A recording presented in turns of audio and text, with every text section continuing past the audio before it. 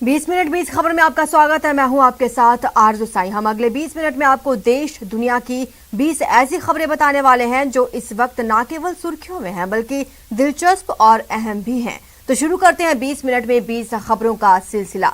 शुरुआत करेंगे राजस्थान की अहम खबरों से। अलवर के बहरोड में एक अवैध शराब ठेके पर मारपीट का मामला सामने आया है,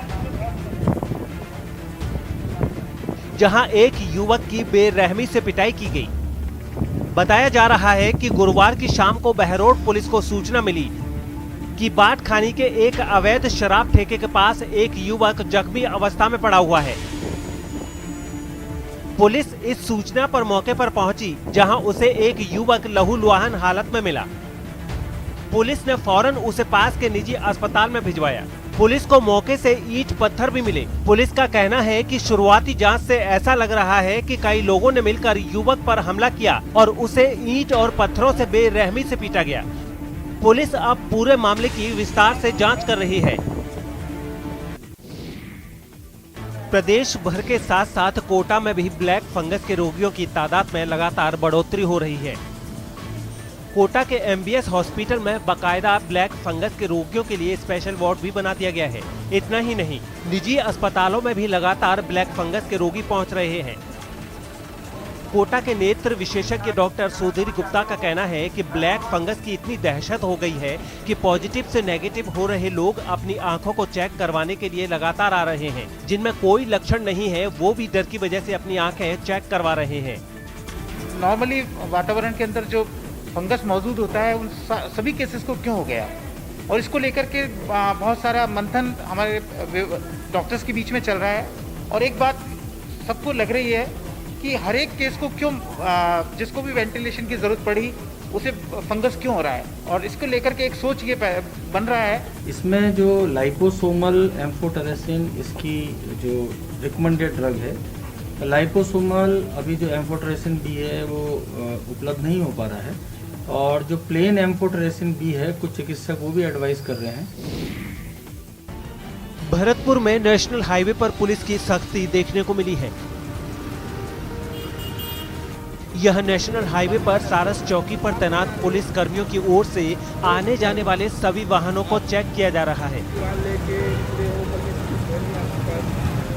इस दौरान बिना पास वाले लोगों को भी भरतपुर में प्रवेश नहीं दिया जा रहा है। वाहनों की चेकिंग के साथ साथ पुलिस वाले बाहर निकल रहे लोगों से भी पूछताछ कर रहे हैं, और जो लोग बाहर घूमने की सही वजह नहीं बता पा रहे उनका चालान काटा जा रहा है। पुलिस की सख्ती जो है वो लगातार देखने को मिल रही है। कोरोना के बढ़ते केसों को देख लगातार पुलिस जो है वो सख्त रवैया अपना रही है। सुबह से ही चेकिंग कर जो है गाड़ियों आ रहा है, और आप देख सकते हैं किस तरह जो पुलिस के है, ये भरतपुर का मुख्य चौराहा है, सारस चौराहा, जहां पर पुलिस है सुबह से ही लगातार चेकिंग कर रही है। चेकिंग के दौरान आने वाने जाने जो लोग हैं उनसे कड़ी पूछताछ की जा रही है, और बेवजह जो लोग हैं उनके चालान काटे जा रहे हैं। कोरोना वायरस के संक्रमण को रोकने के लिए प्रदेश में लॉकडाउन लगा हुआ है, लेकिन दौसा में सैकड़ों ऐसे लोग हैं जो न लापरवाही छोड़ने को तैयार हैं और न नियमों को मानने में उनकी कोई दिलचस्पी है। सख्त लॉकडाउन के 12वें दिन की जो तस्वीरें सामने आई हैं, उसे देखकर आप अंदाजा लगा सकते हैं कि कोरोना क्यों इतना विकराल रूप अख्तियार करता जा रहा है। ऐसा नहीं है कि पुलिस वाले सख्ती नहीं बरत रहे, वो लोगों को समझा भी रहे हैं और जरूरत के मुताबिक चालान भी काट रहे हैं, लेकिन लोग हैं कि सुधरने का नाम नहीं ले रहे। कोरोना वायरस के संक्रमण को रोकने के लिए राज्य सरकार द्वारा लगाई गई लॉकडाउन का आज 12वां दिन है, और दौसा में लॉकडाउन को सफल बनाने के लिए पुलिस लगातार मेहनत कर रही है। सर, दौसा के यातायात प्रभारी नेत्राम जी हमारे साथ हैं। सर, क्या कोशिश रहती है, जो लोगों के बहाने हैं वो किस तरह के बहाने आ रहे हैं? क्या वो लोग झूठ बोलते हैं, साहब हॉस्पिटल में जा रहे हैं, पुराने पर्चे लेकर आ जाते हैं, उनके खिलाफ हम कानून कार्रवाई कर रहे हैं। न्यूज़ 18 भी लोगों से अपील करता है कि लोग घरों में रहे ताकि सुरक्षित रहें, और सरकार भी बार बार गाइडलाइन जारी करके ये लोगों से अपील कर रही है कि लोग घरों में रहे, क्योंकि कोरोना वायरस काफी खतरनाक है। आशीष शर्मा, न्यूज़ 18 दौसा। जालौर में कोरोना के आंकड़े जैसे ही घटने शुरू हुए, यहाँ फिर लोगों की लापरवाही बढ़ने लगी है। यहाँ के लोग इस कदर बेफिक्र होने लगे हैं कि अब इन्हें मास्क लगाना भी याद नहीं रहता। मार्केट में ना तो ये भीड़ लगाने से बाज आ रहे हैं और ना ही भीड़ में शामिल होने से। ऐसे बेफिक्र लोगों की वजह से यहाँ के व्यापारियों को भी भारी परेशानी का सामना करना पड़ता है, क्योंकि व्यापारियों की ओर से बार बार लोगों को डिस्टेंस व मास्क लगाने का निवेदन करने के बावजूद भी लोग मानने को तैयार नहीं हैं। ऐसे में आने वाले दिनों में जालौर जिले के लिए ये लापरवाही घातक साबित हो सकती है। कोरोना काल चल रहा है, ऐसे में लॉकडाउन को लेकर जो बाजार में है वो धीरे धीरे लोगों का रुझान बढ़ता दिखाई दे रहा है, क्योंकि कोरोना लॉकडाउन को लेकर प्रशासन पूरी तरीके से कमान संभाल रखा है। ऐसे में शहरों जो मार्केट है उसमें भी साफ तौर से जो भीड़ है अब इक्का दुक्का सामने नजर आ रही है। बिना फालतू काम से जो लोग हैं वो भी साफ तौर से अब देखने को मिल रहे हैं। ऐसे में कहीं ना कहीं प्रशासन मुस्तैद है, तो वहीं किरानों की दुकानों को लेकर सुबह के समय में जरूर राहत दी गई है। ऐसे में किस तरीके के ज़्यादा लोग आते हैं सुबह सुबह, और भीड़ को लेकर आप किस तरीके से मॉनिटरिंग करते हैं? भीड़ में लोगों को कह के हम लोग थक गए हैं कि भाई थोड़ा थोड़ा सोशल डिस्टेंस रखो, पर लोग हमारी कुछ सुनते ही नहीं है। देखिए, कहीं ना कहीं व्यापारियों की भी अपनी पीड़ा है, क्योंकि प्रशासन के जो पुलिस के कर्मी है वो भी शहर से बाहर रहते हैं। ऐसे में जो शहर के अंदर सवेरे के समय में जो मार्केट खुलता है, ऐसे में प्रशासन को भी जो विशेष हिदायत देकर के शहर के अंदर जो दुकानें खुलती है उनके पास मॉनिटरिंग करने की आवश्यकता है। क्या बिश्नोई, न्यूज़ 18 राजस्थान, जालौर। सीकर के कांवट गांव के लोगों ने 5 दिन का संपूर्ण सेल्फ लॉकडाउन लगा रखा है। दरअसल कांवट और आसपास के गांवों में पिछले कुछ दिनों में कोरोना की वजह से 20 लोगों की मौत हो गई है। इस कदर लोगों की मौत की वजह से गांव वाले दहशत में आ गए हैं।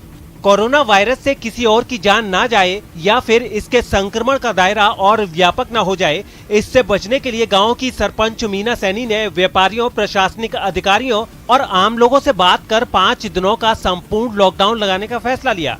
उनके इस फैसले का असर भी दिख रहा है और सभी लोग सेल्फ लॉकडाउन का पालन भी कर रहे हैं।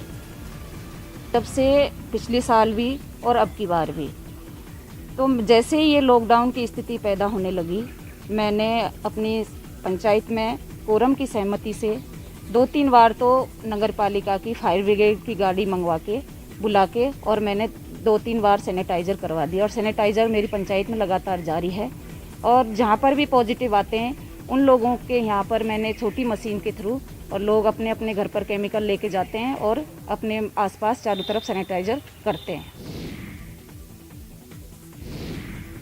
मरूधरा में कोरोना संक्रमण के दूसरे दौर में 10 मई से लगे लॉकडाउन की वजह से सड़क किनारे सस्ता खाना खिलाने वाले ढाबे बंदी के कगार पर पहुंच गए हैं। दिहाड़ी मजदूरों और रिक्शा चालकों का रास्ते में पेट भरने वाले इन ढाबा संचालकों के सामने अब भूखों मरने की नौबत आ गई है, क्योंकि लॉकडाउन की वजह से यहां अब कोई कस्टमर नहीं आता। ऐसे में इनकी रोजी रोटी का जरिया छिन गया है। ये है भीलवाड़ा की रोडवेज बस स्टैंड के सामने वाली सड़क का नज़ारा, जहाँ यहाँ आप ये देख रहे हैं जो सारे ढाबे बंद है। यहाँ जो दिहाड़ी मजदूर है, रिक्शा चालक है, वो अपनी दिहाड़ी कर सुबह शाम बहुत सस्ते में अपना पेट भर लेते थे, उनके भोजन की व्यवस्था होती थी। पर अधिकांश ये ढाबे बंद है, कुछ एक आधा ढाबा खुला। इनसे बात करते हैं कि आजकल मजदूर और रिक्शा चालक आते हैं आपके पास? खाते हैं। कितने में रोटी मिल जाती है उनको? उनको 40 रुपए में पेट भर खाना खिला देते हैं सुबह, तो शाम को 40। मतलब 40 रुपए में 80 रुपए में पेट भर कर खाना वो खाते हैं। पर ज्यादातर ढाबे यहाँ लगभग बंद है। क्यों बंद क्यों हो गए? क्या आ नहीं रहे क्या मजदूर? मजदूर तो अब है ही नहीं यहाँ पे। वो तो कोई कोई है जो यहाँ पे रह रहे हैं, बाकी इतना नहीं है। हॉस्पिटल के आते हैं ना जो, उसके लिए। बड़ी बात यह है कि जो लोगों का पेट भरते थे, आज उनके सामने भी अपना पेट और अपने परिवार का पेट भरने की बड़ी दिक्कत आ गई है। कैमरा पर्सन लक्की वैष्णव के साथ प्रमोद तिवारी, न्यूज़ 18 भीलवाड़ा। ताउते तूफान ने जो कहर बरपाया है, उसी का नतीजा है कि पेड़ों पर लगे लाखों आम धरती पर धूल फांक रहे हैं। बागड़ के जिन देसी आमों की पूरे देश में डिमांड होती थी, वो तूफान की वजह से पकने से पहले ही धरती पर आ गिरे हैं, और इसकी वजह से कोरोना संकट से जूझ रहे किसानों के सामने अब मुश्किलों का ऐसा पहाड़ खड़ा हो गया है जिससे निकलने की उम्मीद दूर दूर तक नजर नहीं आती। आपको बता दें कि आदिवासी बहुल डूंगरपुर में देसी आम के हजारों पेड़ हैं। सैकड़ों परिवारों का पेट आम के इन्हीं पेड़ों से भरता है, लेकिन इस बार अच्छी पैदावार होने के बाद भी उनकी उम्मीदों और रोजी रोटी के इंतजाम को तूफान उड़ा ले गया है। इस साल हम जनवरी से ही नामों को कोई देखभाल के लिए कि कोई गिराने ले जाए, हम यहाँ रहते हैं। पर अब ये तो जो आया तूफान, और सब बहुत नुकसान हो गया हमारे। लगभग बस 4 से 5 लाख रुपए का नुकसान हो गया है। और आम पूरे गिर गए हैं तूफान की वजह से। तो कोई मार्केट में खरीदने को तैयार नहीं है, पूरे आम सड़ गए हैं, फट गए हैं, बहुत सारा नुकसान हो गया सर हमारे। और इसी में हमारे घर का गुजारा चलता था परिवार का। तो अब ये आम उतारने लायक भी नहीं रहे, कोई ऊपर रहे भी नहीं है। कोरोना वायरस के संक्रमण काल ने सवाई माधोपुर में फूलों की खेती को भी पूरी तरह से बर्बाद कर दिया है। आपको बता दें कि सवाई माधोपुर में फूलों का करोड़ों का कारोबार होता है, लेकिन कोरोना की वजह से अब यहां फूलों की खेती से लेकर व्यापारी तक मुश्किल में पड़ गए हैं। आपको बता दें कि सवाई माधोपुर से फूल मरुद्रा के दूसरे हिस्सों के साथ साथ प्रदेश के बाहर भी निर्यात किए जाते हैं। यहाँ का गुलाब, नौरंगी, हजारा, जरबेरा, गेंदा जैसे फूलों की मार्केट में काफी डिमांड है, लेकिन कोरोना संक्रमण की वजह से अब इन्हें खरीदने वाला कोई नहीं। ऐसे में फूल उत्पादन से जुड़े लोगों के सामने रोजी रोटी का संकट आ गया है। फूलन की फसल नष्ट होगी और खोद जड़ा पौध उग रही है बड़ी बड़ी। अब कहाँ बेचा है इनको, कहीं करा बताओ। साहब लॉकडाउन हो रहा है, इस चक्कर में काम तो बंद हो रहा है पूरा फूलों का। तो अब ये जा नहीं रहे, फसल खराब हो रही है, जा नहीं रहे फूल। चित्तौड़गढ़ के स्थापना दिवस के मौके पर गुरुवार को जय चित्तौड़ चित्तौड़ी आठम महोत्सव समिति की ओर से सांकेतिक रूप से चित्तौड़ी आठम का पर्व मनाया गया। हर साल इस दिन को पर्व के रूप में मनाया जाता है, लेकिन इस साल केवल सांकेतिक रूप से मनाया गया। सुबह विधि विधान से मां कालिका माता के मंदिर में ध्वजा चढ़ाई गई और हवन किया गया। फिर हवन सामग्री को एक हवन कुंड में रखकर मोहल्ले में घुमाया गया। साथ ही साथ कई लोगों ने अपने अपने घरों में कपूर, सफेद चंदन और लाल चंदन जैसे हवन सामग्रियों का प्रयोग कर हवन किया। बाद में शाम 7:30 बजे लोगों ने अपने अपने घरों में एक दिया कालिका माता के नाम का भी जलाया। स्थापना दिवस है चित्तौड़ आठम। चित्तौड़ की सुख शांति समृद्धि के लिए कार्यक्रम करते हैं। इस बार कोरोना काल की विषम परिस्थितियों को देखते हुए हमने सिर्फ हवन और शाम को एक दीपक माँ कालका के नाम लगाए और प्रार्थना करें कि माँ कालका इस चित्तौड़ से व इस देश से कोरोना नामक महामारी को खत्म करे। 20 मिनट 20 खबर में अब देख लेते हैं कुछ दूसरे राज्यों की खबरें। पश्चिम बंगाल के आसनसोल में बीजेपी और टीएमसी कार्यकर्ताओं के बीच हुई हिंसक झड़प में कई लोग घायल हो गए। बताया गया है कि रात के वक्त आसनसोल के जुमरिया इलाके में ये हंगामा हुआ, जिसके बाद वहां भारी तादाद में पुलिस के जवानों को तैनात कर दिया गया। इलाके में तनाव कम करने के लिए पुलिस ने रात भर वहां गश्त लगाई। इस दौरान एक इलाके में कुछ लोग घरों से बाहर खड़े नजर आए, जिन्हें पुलिस ने सख्ती से घरों के अंदर जाने का निर्देश दिया।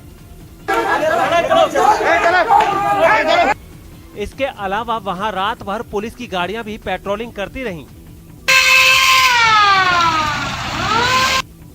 बताया गया है कि वहां हुई हिंसक झड़प में दोनों गुटों की तरफ से कई देसी बम भी एक दूसरे पर फेंके गए, जिनसे कई लोग घायल हो गए। कुछ घायलों को पुलिस ने अस्पताल में भर्ती करवाया, जबकि कुछ खुद ही इलाज के लिए पास के अस्पताल पहुंच गए। दिल्ली के नजफगढ़ इलाके से एक चौंकाने वाली तस्वीर सामने आई, जहां एक ट्रक सड़क किनारे बने बड़े से गड्ढे में गिर गया। बताया गया है कि हादसे वाली जगह पर मेट्रो का काम भी चल रहा है, जिसकी वजह से वहां पहले ही सड़क धंस चुकी थी, लेकिन सड़क को भारी गाड़ियों के गुजरने के लिए बंद नहीं किया गया। थोड़ी देर में एक ट्रक सामने की तरफ से उस ओर को आया। उसे देखते ही लोगों ने चिल्लाते हुए ट्रक ड्राइवर को चेतावनी देने की कोशिश भी की। इससे पहले कि ट्रक का ड्राइवर कुछ समझ पाता, उसका ट्रक सड़क पर बने उस बड़े गड्ढे में पलट गया। इस हादसे के तुरंत बाद वहां मौजूद लोग ट्रक के अंदर फंसे लोगों को बचाने के लिए दौड़ पड़े। बताया गया है कि हादसे में ट्रक के ड्राइवर को चोट नहीं आई, लेकिन उसका हेल्पर बुरी तरह घायल हो गया। बाद में पुलिस भी वहां पहुंची और उस गड्ढे को चारों ओर से घेर कर सड़क को बंद कर दिया गया। जम्मू कश्मीर के किश्तवाड़ से सेना के एक बचाव अभियान का हैरान करने वाला वीडियो सामने आया है। यहां खुदाई की एक मशीन के साथ नदी में बहने के बाद 2 लोगों की जान लहरों के बीच फंस गई थी और लहरें पूरे गुस्से में दिख रही थीं। पानी की गहराई का अंदाजा इसी बात से लगाया जा सकता है कि पानी के बाहर केवल मशीन के ऑपरेटर के बैठने वाले केबिन की छत ही दिखाई दे रही थी। पानी में फंसे लोग इसी केबिन में बैठे हुए थे, जिनकी जान पर आफत आ गई। तभी सेना ने पुलिस के साथ मिलकर रेस्क्यू ऑपरेशन शुरू कर दिया।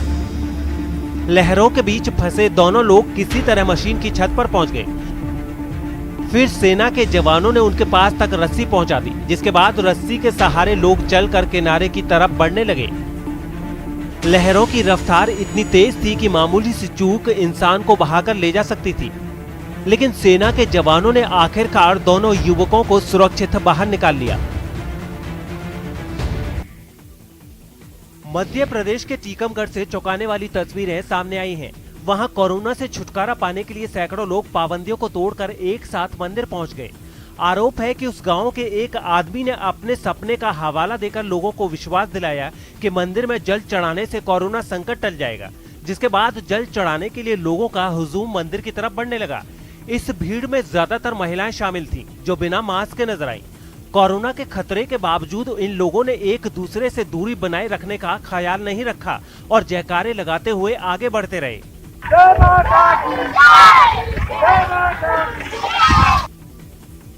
इस दौरान कई लोगों ने मंदिर तक का सफर जमीन पर लेट लेट कर आगे बढ़ते हुए पूरा किया।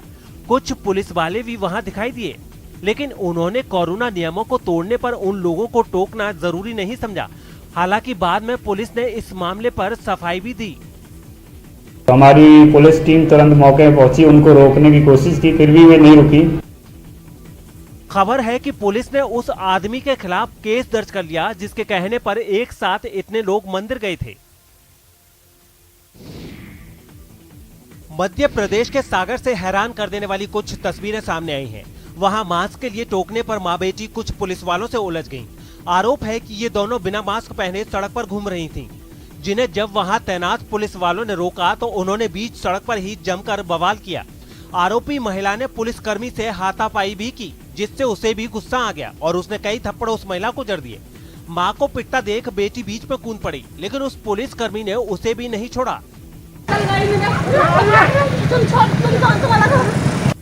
बहस के दौरान पुलिसकर्मी ने उस महिला के बाल पकड़कर उसे सड़क पर गिरा दिया। मास्क नहीं पहनने और मारपीट के इस मामले में पुलिस ने दोनों मां बेटी के खिलाफ कार्रवाई भी की है, पर मुकदमा कायम किया गया है और उसे विवेचना में लिया गया। जबकि वहां मौजूद दूसरे पुलिस वाले इन मां बेटी को बीच बीच में एक दूसरे से अलग करते हुए भी दिखाई दिए। दिल्ली के गिठौरनी इलाके में कोरोना मरीजों के इलाज के लिए नौसेना के एक रिटायर्ड अधिकारी की पहल पर गांव वालों ने कोरोना क्लिनिक शुरू किया है। बताया गया है कि इस महामारी की दूसरी लहर में इस इलाके के कई लोगों की मौत हो गई थी, जिसके बाद वहां रहने वाले लोगों को इस तरह के एक क्लिनिक की जरूरत महसूस हुई, क्योंकि आसपास कोई डॉक्टर नहीं था। इस परेशानी को गाँव के लोगों ने ही मिलकर दूर कर लिया। पूर्व नौसेना अधिकारी के बेटे और बहू जो खुद डॉक्टर हैं, वो इस क्लिनिक से जुड़ गए। उनके साथ कुछ लोगों ने अपने अपने हिसाब से काम बांट लिए और फिर एक टीम बनाकर गांव में ही कोरोना मरीजों का इलाज शुरू कर दिया गया। अपनी विशेषज्ञता के मुताबिक इस तरीके से मरीजों को इलाज मुहैया करवा रहे हैं। दावा है कि इस क्लिनिक के शुरू होने के बाद गाँव में कोरोना मरीजों की संख्या घटी है। जो केसेस पहले 35-40 डेली हमारे ओपीडी में केसेस आते थे, now they have come down to 10 to 15 cases per day. इस क्लिनिक में कोरोना के सभी नियमों का भी ख्याल रखा गया। यहाँ आने वाले मरीज एक दूसरे से दूरी बनाकर बैठे दिखाई दिए। डॉक्टर भी दूर से ही उनका इलाज करते नजर आए।